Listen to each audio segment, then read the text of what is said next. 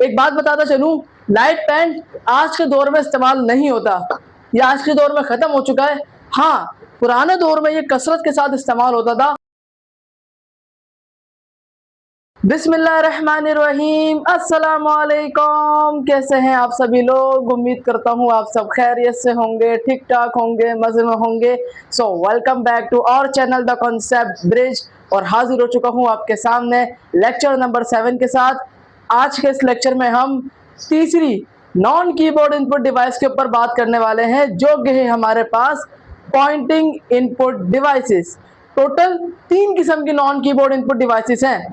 पहला scanning input devices, दूसरा voice input devices, तीसरा पॉइंटिंग इनपुट डिवाइसेस। हम इसमें से स्कैनिंग इनपुट डिवाइस और वॉइस इनपुट डिवाइस को पहले डिस्कस कर चुके हैं।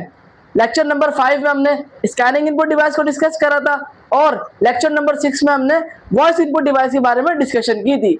आज हम last non keyboard input device के ऊपर डिस्कशन करने जा रहे हैं, जो कि है हमारे पास पॉइंटिंग इनपुट डिवाइसेस। भैया पॉइंटिंग इनपुट डिवाइस होती क्या है, पहले ये तो बताओ। पॉइंटिंग इनपुट डिवाइस एक ऐसी डिवाइस होती है जिसका काम होता है आपकी कंप्यूटर स्क्रीन के ऊपर कर्सर को, जिसे पॉइंटर भी कहते हैं, उसे मूव करवाना। समझ आई? पॉइंटिंग इनपुट डिवाइस का काम क्या होता है?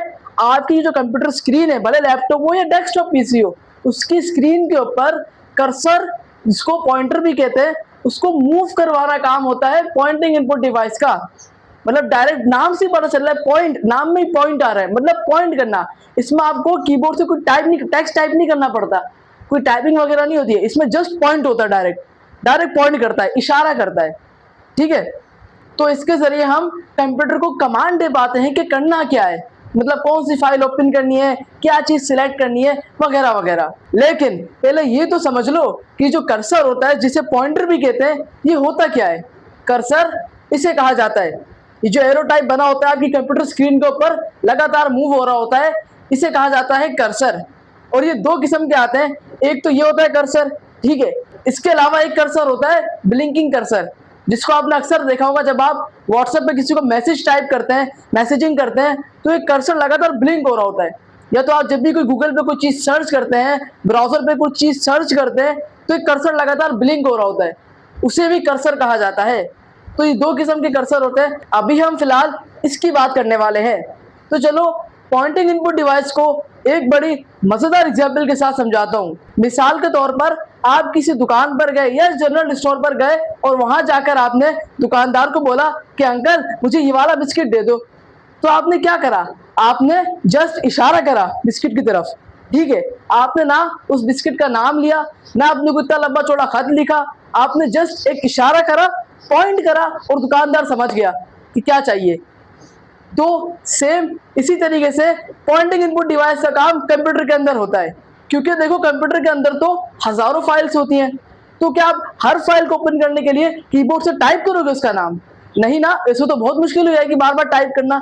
तो इसीलिए पॉइंटिंग इनपुट डिवाइस काम आती है।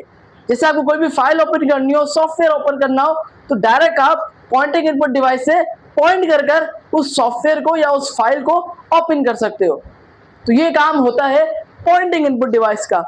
अब इधर हमारे पास टोटल 7 किस्म की पॉइंटिंग इनपुट डिवाइस मौजूद है, जो कि आपके सिलेबस का भी हिस्सा है। तो चलो शुरू करते हैं। पहली पॉइंटिंग इनपुट डिवाइस है जो कि हमारे पास माउस सभी ने इस्तेमाल करो, सभी को इसके बारे में पता है, लेकिन फिर भी बताता चलूं कि माउस एक प्राइमरी पॉइंटिंग इनपुट डिवाइस है।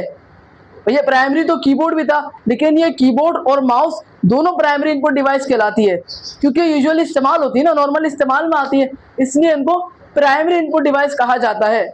माउस एक ऐसी प्राइमरी पॉइंटिंग इनपुट डिवाइस है जिसका काम होता है कंप्यूटर स्क्रीन के ऊपर कर्सर को, जिसे पॉइंटर भी कहा जाता है, उसे मूव करवाना, और उसके जरिए कंप्यूटर को कमांड देना, चीजों को सिलेक्ट करना, मतलब बेस्ट चॉइसेस को सिलेक्ट करना, मतलब फाइल्स को ओपन करना, एप्लीकेशंस को ओपन करना। लेकिन माउस की सबसे बड़ी लिमिटेशन ये कि इसमें आप टेक्सचुअल डेटा मतलब टाइपिंग नहीं कर सकते। ठीक है, जैसे कीबोर्ड पर टाइपिंग करते थे, इसमें टाइपिंग वाइपिंग कुछ नहीं होती, सिंपल डायरेक्ट माउस को मूव करते हैं फ्लैट सरफेस पे। माउस को थोड़ी सी जगह दरकार होती है, ये एक जगह रखे रखे नहीं चलता, इसको मूव करना पड़ता है फ्लैट सरफेस पे, और इसके जरिए आप चीजों को सिलेक्ट कर पाते हैं, कंप्यूटर को कमांड दे पाते हैं। ठीक है, तो ये माउस सभी को पता है भाई, सभी ने इस्तेमाल करा है, तो इसमें इतना डीपली जाने की जरूरत भी नहीं है क्योंकि सभी को पता होता है इसके बारे में। अब बढ़ते हैं आगे, दूसरे हमारे पास पॉइंटिंग इनपुट डिवाइस है, वो है ट्रैक बॉल। ये ट्रैक बॉल क्या होती है? ट्रैक बॉल माउस का उल्टा रूप है, ये समझ लो, उल्टा रूप है माउस का। माउस के अंदर क्या होता था, आपको एक फ्लैट सरफेस, मतलब आपको थोड़ी स्पेस दरकार होती थी, वहां पे आपको उसको मूव करवाना पड़ता था, है ना। लेकिन ट्रैक बॉल इसी का उल्टा काम करता है। ट्रैक बॉल को आपको कहीं पर भी मूव नहीं करवाना पड़ता, वो एक जगह रखा रहता है, उसके ऊपर एक बॉल लगी हुई होती है, उस बॉल के जरिए कंप्यूटर स्क्रीन के ऊपर कर्सर मूव होता है। उस बॉल को आप अपनी फिंगर या पाम हथेली की मदद से मूव करते हैं और स्क्रीन के ऊपर कर्सर मूव होता है। ये होता है काम ट्रैक बॉल का। ट्रैक बॉल में भी माउस की तरह लेफ्ट राइट क्लिक होते हैं और इसके अलावा सेंटर में एक बॉल होती है, जिस बॉल के जरिए आप कर्सर को, पॉइंटर को मूव कर पाते हैं। लेकिन एक बात बताता चलूं, ट्रैक बॉल अब खत्म ही हो चुका है तकरीबन, अब शायद इस्तेमाल होता हो गई। अब ज्यादातर माउस इस्तेमाल होते हैं, ट्रैक बॉल ना के बराबर इस्तेमाल होता है, तकरीबन ही खत्म हो चुका है। क्यों? उसकी वजह ये, पहले ट्रैक बॉल बहुत इस्तेमाल होता था, लेकिन होता ये था ट्रैक बॉल के साथ, उसकी डिसएडवांटेज ये था कि लॉन्ग टर्म में उसके अंदर जो बॉल लगी होती थी उसके अंदर डस्ट आ जाया करती थी। मतलब ज्यादातर रेगुलर इस्तेमाल में उसमें जगह होती थी ना साइड में थोड़ी बहुत, तो उसमें डस्ट आ जाया करती थी, जिससे वो जैम हो जाया करती थी बॉल, फिर वो मूव नहीं होती थी, आराम से मुश्किल होती थी। तो उसके बाद जब माउस आया तो माउस लोगों को आसान लगा, क्योंकि उसको सिंपल आपको मूव करना है, उसमें कोई चक्कर ही नहीं है सफाई का। ट्रैक बॉल की आपको सफाई करनी पड़ती थी रेगुलर, उसके अंदर डस्ट ना जाए, डस्ट जाए तो उसको साफ करो अच्छे से, के बाद में परेशानी ना हो, क्योंकि जो बॉल होती थी ना ट्रैक बॉल में, वो जैम हो जाया करती थी, अगर ज़्यादा डस्ट चली जाया करती थी ना, सफाई नहीं करते थे, तो ये होता था। तो इसलिए माउस लोगों को आसान लगा, क्योंकि सिंपल मूव करना है, सफाई की भी ज़रूरत नहीं है, तो इसलिए अब माउस सबसे ज़्यादा पूरी दुनिया में कसरत के साथ इस्तेमाल हो रहा है, और ट्रैक बॉल अब खत्म ही हो चुकी है तकरीबन। तो चलो अब बढ़ते हैं तीसरी पॉइंटिंग इनपुट डिवाइस के ऊपर, जो कि है हमारे पास जॉयस्टिक। ये जॉयस्टिक क्या होती है? ये जॉयस्टिक गेमर्स का हथियार होता है। अगर आपने गेम्स खेले होंगे, कभी GTA 5 खेले या फिर मॉर्टल कॉम्बैट खेला है, तो आपको पता होगा जॉयस्टिक क्या होती है। देखो जॉयस्टिक अलग अलग स्टाइल के, तो मतलब अलग अलग शेप्स की आती है, लेकिन मैं पहले नॉर्मल जो जॉयस्टिक की बात बताना चलूँ, जो इसमें जिक्र है वो है वर्टिकल जॉयस्टिक। मतलब एक जॉयस्टिक आती है, आपने गाड़ी का गियर लीवर तो देखा होगा ना, जो मैनुअल गाड़ियाँ होती है उनका गियर लीवर देखा है, उससे लगी जॉयस्टिक देखी होगी आपने, इस तरीके से पकड़ते और यूं मूव करते हैं उसको, वो 360 डिग्री मूव हो जाती है इस तरीके से। ठीक है, उसके ऊपर बटन्स दिए होते हैं, साइड पे भी बटन्स होते हैं, उसके ऊपर भी बटन दिया होता है, वो गेमर ज्यादातर इस्तेमाल करते हैं गेम्स खेलने में। और CAD कैम सिस्टम, मतलब जो इंजीनियरिंग में जब कोई मॉडल डिजाइन करते हैं, कोई 3D मॉडल डिजाइन करते हैं, तो उसकी एडिटिंग के दौरान, उसको बनाने के दौरान 3D कंप्यूटर में देखने के लिए भी इसको इस्तेमाल किया जाता है। तो जॉयस्टिक का काम सिंपल कंप्यूटर स्क्रीन के ऊपर कर्सर को मूव करवाना होता है। मतलब जब आप गेम खेलते हो, अगर आप GTA 5 खेल रहे हो, मॉर्टल कॉम्बैट वगैरह खेल रहे हो, तो जब आप उसको मूव करते हो तो आपके स्क्रीन पे प्लेयर का रुख जो है वो मूव होता होगा, है ना। या फिर कोई भी प्लेयर एक्शन परफॉर्म करता होगा, तो क्या कर रहा है, वो पॉइंट इधर उधर कर रहा है ना, स्क्रीन के ऊपर कमांड दे रहा है इधर उधर, तो वही काम जॉयस्टिक का होता है। इस तरीके से इसको इंजीनियरिंग में जब कोई मॉडल डिजाइन करते हैं 3D, उसमें भी इस्तेमाल किया जाता है। सही है। तो जॉयस्टिक के ऊपर जो बटन्स दिए हुए होते हैं, आसपास जो बटन्स लगे होते हैं, उन्हें कहा जाता है ट्रिगर्स। क्या कहा जाता है? ट्रिगर्स, उन बटन्स को। ठीक है। और जॉयस्टिक अलग अलग शेप्स की आती है, एक तो वर्टिकल हैंडल वाली आती है जॉयस्टिक इस तरीके से, एक होता है जॉयस्टिक इस तरीके से भी आती है जिसे कंट्रोलर कहा जाता है, जो PS5 के साथ भी आती है, और लोग अलग से भी खरीदते हैं। GTA 5 वगैरह खेलने में, मॉर्टल कॉम्बैट वगैरह खेलने में लोग उसको खरीदते हैं, जो इस तरीके से होती है, दोनों हाथ से पकड़ते हैं, उसे भी जॉयस्टिक कह सकते हो। उसे वैसे कंट्रोलर कहते हैं लोग, लेकिन उसे जॉयस्टिक भी कहा जाता है। क्यों? क्योंकि उसके ऊपर थंब जॉयस्टिक लगी होती है। जॉयस्टिक हर उस डिवाइस को कहा जाता है जो 360 डिग्री मूव हो, जिससे वो जो था वर्टिकल हैंडल, वो 360 डिग्री मूव होता है। इस तरीके से जो हॉरिजॉन्टल टाइप जॉयस्टिक होती है, जो कंट्रोलर जिसे कहते हैं, उसमें भी दो छोटी छोटी थंब जॉयस्टिक लगी हुई होती है, जिसको थंब के जरिए मूव किया जाता है, वो भी 360 डिग्री मूव होती है, तो उसे भी जॉयस्टिक कहा जाता है, बस शेप अलग होती है। तो ये था जॉयस्टिक। अब बढ़ते हैं चौथी पॉइंटिंग इनपुट डिवाइस की तरफ, जो कि है हमारे पास लाइट पेन। भैया लाइट पेन क्या होता है? लाइट पेन एक ऐसी पॉइंटिंग इनपुट डिवाइस है जिसका काम होता है कंप्यूटर स्क्रीन के ऊपर चीजों को सिलेक्ट करना। और कंप्यूटर को कमांड देना।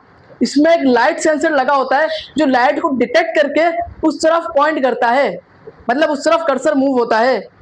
लेकिन एक बात बताता चलूं, लाइट पेन आज के दौर में इस्तेमाल नहीं होता, ये आज के दौर में ख़त्म हो चुका है।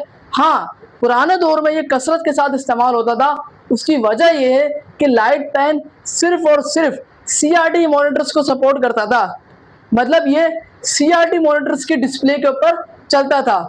अब भैया ये CRT मॉनिटर्स क्या होते हैं भैया, इसके ऊपर मैं इंशाल्लाह आने वाले दिनों में इसके ऊपर एक डेडिकेटेड अलग लेक्चर बनाऊंगा, जिसमें मैं CRT मॉनिटर्स के बारे में एक्सप्लेन करूंगा कि ये होता क्या है। अभी ऊपर से बता देता हूँ कि CRT मॉनिटर्स डब्बे वाले मॉनिटर्स को कहा जाता है, जो पहले ज़माने में इस्तेमाल नहीं होते थे, डब्बे वाले, पीछे इतना बड़ा डब्बा निकला हुआ होता था जो ज़्यादा जगह घेरते थे, हैवी होते थे, उनको कहा जाता है CRT मॉनिटर्स। तो लाइट पेन उनकी स्क्रीन के ऊपर चला करता था। आज के दौर में जो फ्लैट पैनल डिस्प्ले वाले मॉनिटर्स आ रहे हैं उनके ऊपर नहीं चलता। तो ये था लाइट पेन। अब आते हैं पांचवी पॉइंटिंग इनपुट डिवाइस के ऊपर, जो कि हमारे पास टच स्क्रीन। भैया नाम से ही पता चल गया, बताने की भी जरूरत नहीं है। अगर आप मेरी वीडियो फोन पे देख रहे हैं तो आप किस तरीके से देख रहे हैं, आपने मेरी वीडियो किस तरीके से लगाई, यूट्यूब आपने ओपन करा किस तरीके से करा, आपने अपनी फिंगर के जरिए कमांड दिया।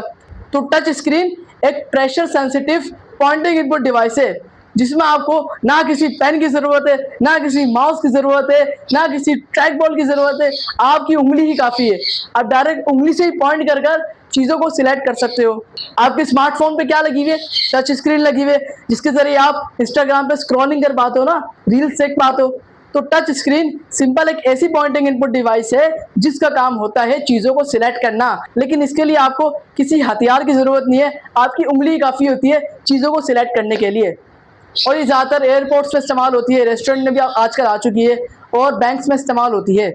ठीक है, टच स्क्रीन सिंपल एक प्रेशर सेंसिटिव डिवाइस है जो हमारी उंगली के प्रेशर को ही सेंस करके बता देती है कि कहाँ पॉइंट हो रहा है, किधर क्या चीज़ सिलेक्ट हो रही है। तो इस तरीके से टच स्क्रीन वर्क करती है। अब बढ़ते हैं आगे। आगे हमारे पास छठी पॉइंटिंग इनपुट डिवाइस जो है डिजिटाइजिंग टैबलेट, जिसे डिजिटाइजर भी कहा जाता है। भैया ये क्या है, ये टीचर्स और ग्राफिक डिजाइनर का टूल है। ये टीचर्स भी इस्तेमाल करते हैं और ग्राफिक डिजाइनर्स भी इस्तेमाल करते हैं। ये किस लिए काम आता है भैया, ये काम आता है स्केच वगैरह बनाने के लिए, ठीक है, ड्रॉ करने के लिए, चीज़ें ड्राइंग वगैरह बनाने के लिए इस्तेमाल होता है। अब ग्राफिक डिज़ाइनर्स इसको स्केचिंग वगैरह के लिए इस्तेमाल करते हैं, जिससे उन्हें कोई भी स्केच बनाना हो, कोई भी चीज़ डिज़ाइन करनी हो, तो इसलिए वो उसका इस्तेमाल करते हैं। और टीचर्स इसको पढ़ाने के लिए इस्तेमाल करते हैं। तो अक्सर आपने अगर कोई एडटेक प्लेटफॉर्म देखा हो तो वहाँ पर जो टीचर पढ़ा रहे होते हैं ऑनलाइन, तो डायरेक्ट कंप्यूटर स्क्रीन के ऊपर माउस से नहीं लिख रहे होते, वो डिजिटाइजिंग टैबलेट का इस्तेमाल करते हैं। अब ये दो किस्म के आते हैं, एक होता है नॉन स्क्रीन डिजिटाइजिंग टैबलेट, एक होता है पेन डिस्प्ले डिजिटाइजिंग टैबलेट। दोनों में फ़र्क क्या होता है भैया, पहले एक बात समझ लो, दोनों कंप्यूटर से कनेक्ट होकर चलते हैं। डिजिटाइजिंग टैबलेट को अगर आपने कंप्यूटर से निकाल दिया, मतलब उसकी जो पिन है वो USB पोर्ट के जरिए कनेक्ट होता है, तो अगर आपने निकाल दिया कंप्यूटर से उसका कनेक्शन, तो वो बंद हो जाएगा और वो किसी काम का नहीं रहेगा। वो जब तक कंप्यूटर के साथ कनेक्ट वो चलेगा। अगर कंप्यूटर से एक बार उसकी तार निकाल दी फिर वो नहीं चलेगा, क्योंकि उसके पास अपनी ना कोई रैम होती है, ठीक है, अपना कोई डेडिकेटेड CPU नहीं होता उसके पास कि वो खुद चल सके, वो कंप्यूटर के जरिए चल रहा होता है। ठीक है, तो उसको कंप्यूटर से कनेक्ट करके चलाया जाता है। तो दो किस्म के आते हैं, पहला बताता हूँ नॉन स्क्रीन डिजिटाइजिंग टैबलेट, जिसे डिजिटाइजर भी कहा जाता है। तो ये क्या होता है, ये सिंपल एक ब्लैक स्क्रीन होती है, इसमें ये सस्ता आता है, इसमें स्क्रीन पे कुछ भी नजर नहीं आता। जो टैबलेट होता है ना, उसकी स्क्रीन पूरी ब्लैक होती है, उसके ऊपर सिंपल आप जब लिख रहे होते हो ना, तो मॉनिटर की स्क्रीन के ऊपर नजर आता है, उसके ऊपर कुछ भी नजर नहीं आएगा, वो ब्लैक स्क्रीन दिखा रहा है खाली। बस उसके बाद आप पेन चलाओगे ना, तो कंप्यूटर स्क्रीन के ऊपर चीजें बन रही होंगी। तो ये कहलाता है नॉन स्क्रीन डिजिटाइजिंग टैबलेट। इसमें कोई स्क्रीन नहीं होती, लेकिन ये सस्ता आता है। और एक होता है पेन डिस्प्ले डिजिटाइजिंग टैबलेट, इसके ऊपर बाकायदा स्क्रीन आती है, मतलब पूरी की पूरी फोटो कॉपी आ रही होती है कंप्यूटर की। मतलब आपने जैसे कंप्यूटर में MS वर्ड खोला है तो इसमें भी MS वर्ड आ रहा होगा, मतलब कंप्यूटर से कनेक्ट है ना, जो कंप्यूटर में आ रहा होगा नजर, वो इसमें नजर आ रहा होगा। इसमें आसानी होती है, आपको नजर आ रही होती है चीजें, और आप इजीली ड्रॉ कर पाते हो इसमें। और वो सिंपल जो आप इसमें ड्रॉ करते हो वो कंप्यूटर में ड्रॉ होता हुआ नजर आता है, जिसके जरिए जो स्टूडेंट्स होते हैं, जो पढ़ रहे होते हैं ऑनलाइन, उनके लिए आसानी होती है, क्योंकि कंप्यूटर स्क्रीन के ऊपर साफ साफ चीजें बन रही होती हैं। अगर माउस से बनाएंगे तो साफ साफ बनेंगी भी नहीं, आड़ी टेढ़ी उल्टी सीधी बनेंगी। तो इसीलिए डिजिटाइजिंग टैबलेट का इस्तेमाल किया जाता है। तो ये था डिजिटाइजिंग टैबलेट। अब बढ़ते हैं last but not the least pointing input device के ऊपर, जो कि है हमारे पास पेन बेस्ड कंप्यूटर्स। ये पेन बेस्ड कंप्यूटर क्या होते हैं? ये same to same digitising tablet की तरह ही दिखेगा आपको। अगर आप इसको देखोगे ना, same to same digitising tablet की तरह है, लेकिन फर्क है दोनों में, जमीन आसमान का फर्क है। किस तरीके से? सिंपल देखो, ये भी एक टैबलेट होता है, पेन बेस्ड कंप्यूटर जो कहा जा रहा है ना, ये भी एक टैबलेट होता है, लेकिन फर्क होता है। डिजिटाइजिंग टैबलेट में मैंने क्या बताई थी बात, कि ये कंप्यूटर से कनेक्ट होकर चलता है। जब तक इसकी पिन, इसकी केबल कंप्यूटर के पोर्ट से कनेक्ट है, ये चलेगा, लेकिन अगर वायर निकाल दी तो ये बंद हो जाएगा। लेकिन जो पेन बेस्ड कंप्यूटर होता है, इन्हें कंप्यूटर की जरूरत नहीं होती। क्यों? लिखा हुआ क्या, नाम में क्या आ रहा है? पेन बेस्ड कंप्यूटर, नाम में ही कंप्यूटर आ रहा है। कंप्यूटर का मतलब क्या है? ये खुद ही इनपुट ले सकता है, खुद ही प्रोसेस कर सकता है, खुद ही उसका आउटपुट जनरेट कर कर यूजर के सामने पेश कर सकता है। क्योंकि मैंने बताया था ना कि कंप्यूटर खाली डेस्कटॉप पीसी को नहीं कहा जाता है, कंप्यूटर हर उस डिवाइस को कहा जाता है जो इनपुट ले, उसको प्रोसेस करे और यूजर को उसका आउटपुट प्रोवाइड कर दे। मतलब आपका मोबाइल भी कंप्यूटर है, लैपटॉप भी कंप्यूटर है, और जो भी चीज खुद सोच सके, आपसे इनपुट ले सके, उसे प्रोसेस करके उसका आउटपुट जनरेट करके दे सके, वो कहलाते हैं कंप्यूटर। तो पेन बेस्ड कंप्यूटर एक ऐसी पॉइंटिंग इनपुट डिवाइस है जिसके अंदर आपको माउस या कीबोर्ड की जरूरत नहीं होती। इसमें जस्ट एक पेन होता है जिसे स्टाइलस कहा जाता है। और पेन बेस्ड कंप्यूटर में जो टैबलेट होता है, जिस टैबलेट को कहा जाता है, उसके अंदर सारा मैजिक एक सॉफ्टवेयर का होता है, वो कहलाता है हैंड राइटिंग रिकॉग्निशन। उस सॉफ्टवेयर का नाम है। वो करता क्या है? वो ह्यूमन राइटिंग को कंप्यूटराइज फॉर्म में कन्वर्ट करता है। किस तरीके से? जैसे जो लोग कीबोर्ड से टाइप करने में इरिटेट होते हैं, तो वो इससे डायरेक्ट स्क्रीन के ऊपर लिख सकते हैं। मतलब उन्होंने कोई भी अपना नाम लिखा, तो ये क्या करेगा, उसको कंप्यूटराइज टेक्स्ट में कन्वर्ट कर देगा।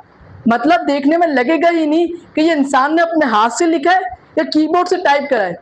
इस तरीके से काम करता है, और ये हर किस्म के लोग इस्तेमाल करते हैं, हर प्रोफेशन के लोग इसको इस्तेमाल करते हैं। इसको ग्राफिक डिजाइनर्स, आर्टिस्ट भी इसको इस्तेमाल करते हैं। उन्हें कोई भी स्केच डिजाइन करना हो तो उसके लिए भी ये काम आता है। इसको टीचर्स भी इस्तेमाल करते हैं अक्सर नोट्स बनाने के लिए, या फिर कोई ऑनलाइन डायरेक्ट लेक्चर कंडक्ट करना हो तो उसके लिए भी इसको इस्तेमाल कर लेते हैं। क्योंकि इसके पास अपना दिमाग होता है ना, तो इसको किसी कंप्यूटर की जरूरत नहीं होती अलहदा कि उससे कनेक्ट होगा, ये खुद ही चल जाता है। तो ये अक्सर टीचर्स भी इस्तेमाल करते हैं, आर्टिस्ट भी इस्तेमाल करते हैं, और कई लोग इसको इस्तेमाल कर सकते हैं। और वो लोग भी इसको इस्तेमाल कर सकते हैं जिन्हें कीबोर्ड से टाइपिंग करने में इरिटेशन होती है। तो सिंपल ये था pen based computer, digitising tablet और पेन बेस्ड कंप्यूटर में सिंपल फ़र्क दिमाग का है। पेन बेस्ड कंप्यूटर के पास अपना दिमाग है, डिजिटाइजिंग टैबलेट के पास अपना दिमाग नहीं था। उसको डिजिटाइजिंग टैबलेट को कंप्यूटर से कनेक्ट करना पड़ता था, तब वो चलता था।